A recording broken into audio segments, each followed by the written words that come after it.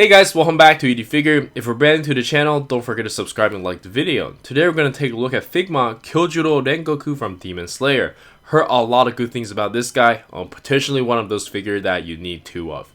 Anyways, here's the left of the box, here is the right of the box, and here's the back of the box. Like all the DX figures, you can take this out, slide this out so you can see it. Okay, there you go. And here's the back, here's the front. Very standard. Really cool that they have a sleeve nowadays, and yeah, let's check it out. Looking really slick. And here's the figure still in the inner packaging, looking absolutely amazing. And honestly, looking at this, I feel like all the development budget went into this guy. It's even got the interchangeable eyes thing, and the effect parts is massive. Like when you're looking at the pictures, it might not look like it, but yeah, this thing is huge. Really nice. Yeah, let's check it out. Alright, and here we have the figure itself, and as expected from Max Factory, the figure looks really good. I don't seem to have any paint issues, the joints are nice and tight, and let's just take a close look at the figure. Aesthetically speaking, Max Factory never fails, and like I talked about earlier, I'm pretty sure Max Factory put all their effort into making this guy, so yeah, he is pretty good. And let's check out the articulation. And for the articulation, let's quickly go over it from the neck down, but as you guys can see, he does look a little bit weird without the cloak. And let's just take a close look at the figure. He can look up about this much, look down about this much. You can tilt his head side to side, no problem.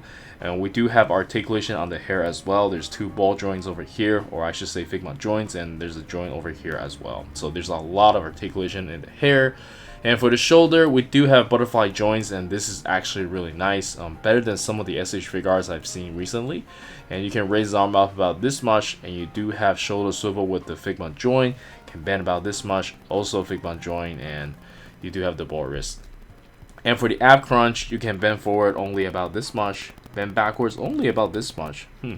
Have some pretty decent, the side to side movement is not that great.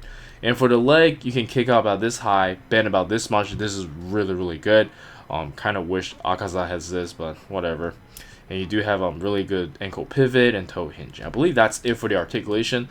Overall, the ab crunch is a little bit questionable, but I guess it's okay. And we'll check it out later. But yeah, and for the cloak, almost forgot. We do have a few ball joints over here, and this is on a softer material, but it's not as soft as I want. So overall, I will give this like maybe a 7 out of 10 in terms of articulation, but it is definitely good enough. And yeah, let's check out the accessories. And for the accessories, we can start with the default face, and this looks absolutely amazing. I love it. And next up, we have like a happy shouting face. Looks really good as well. And like I talked about earlier, we have interchangeable eyes, and this one is looking to the other side. So we have left, right, and middle. So it's pretty straightforward.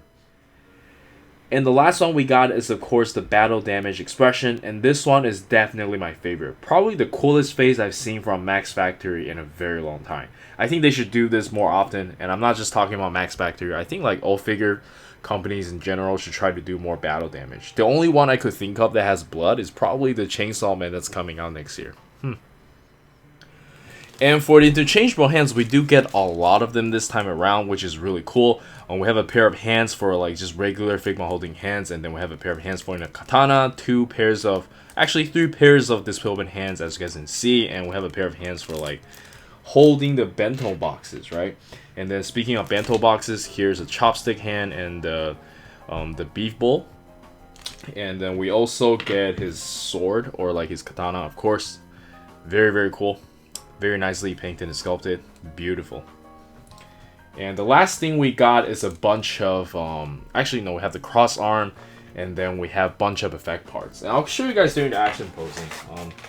Yeah, it's pretty straightforward. These effect parts are really cool. And yeah, let's check it out.